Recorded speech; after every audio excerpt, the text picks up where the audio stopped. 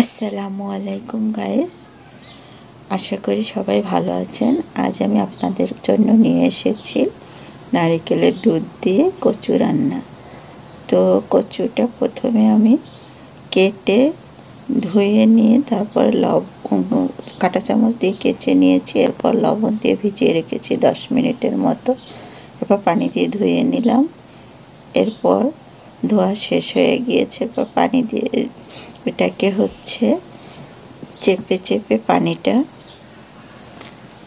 বের করে নিয়ে তারপরে এর ভিতরে দিয়ে দিলাম মরিচের গুঁড়ো, হলুদের গুঁড়ো আর পরিমাণ মতো লবণ।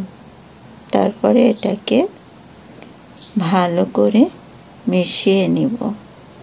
মেশানো হয়ে গিয়েছে।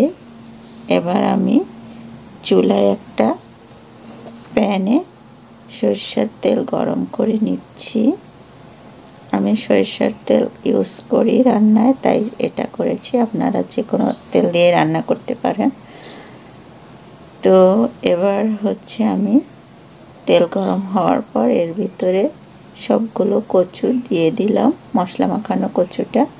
এখন একটা ঢাকনা দিয়ে ঢেকে দেব যাতে একটু সেদ্ধ হয়। আর এক পিঠ ভাজা হলে পরবর্তী উল্টে আমি এখানে কুসুম গরম পানি দিয়ে নারকেলের দুধ কষলে বের করে নিয়েছি। এবার একটা ছাঁকনি দিয়ে সেঁকে নিচ্ছি। তো ছাঁকা হয়ে গিয়েছে আর এদিকে আমার কচুটা এক পাশ হয়ে গিয়েছে। আমি উল্টে দিয়ে আবার ঢাকনা দিয়ে ঢেকে দিলাম। এবার অপর পাশটা হয়ে গিয়েছে। আমি কচুটা তুলে চুলার উপরে অন্য একটা প্যান বসিয়ে সেটাতে সরিষার তেল আবারও দিয়ে দিলাম।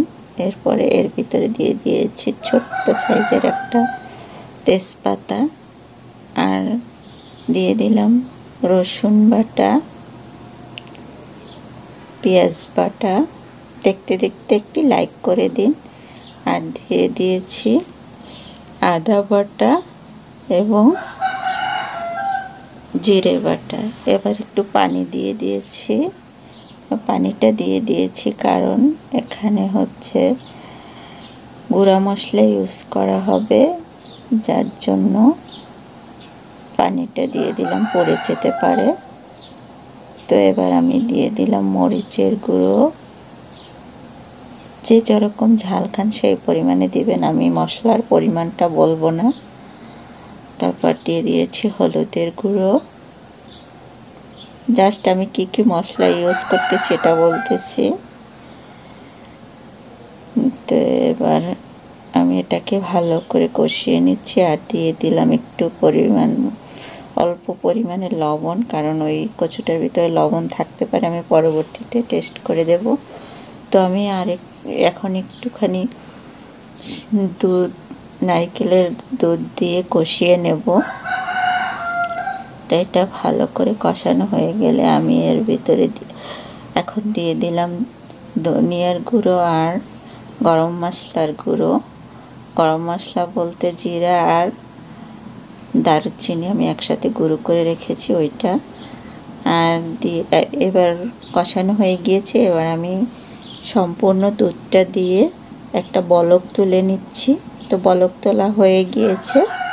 এখন দিয়ে দিলাম কচু, সেই ভেজে রাখা কচুটা অলরেডি 80% সেদ্ধ হয়ে গিয়েছে আর 20% বাকি আছে। এটা সিদ্ধ হবে আর ঝোলটা আর একটু কমে আসবে। তো আমি এর ভিতরে দিয়ে দিলাম উঁচু 1 চা চামচ চিনি। এই চিনিটা এই রান্নাটার স্বাদ বহু গুণে বাড়িয়ে দিবে। তো এবার আমি এই পর্যায়ে দিয়ে দিলাম 4-5টা কাঁচামরিচ। এই কাঁচামরিচটা খেতে খুবই টেস্ট লাগে এর ভিতরে দিলে, আর এটা দিয়ে একটা ফ্লেভারও আসবে সুন্দর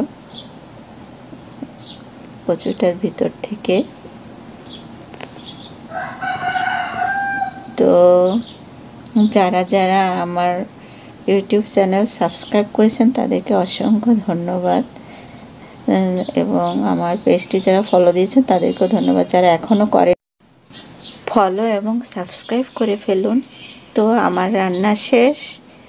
ভিডিওটি যদি আপনাদের কাছে ভালো লেগে থাকে তাহলে ঝটপট শেয়ার করে ফেলুন।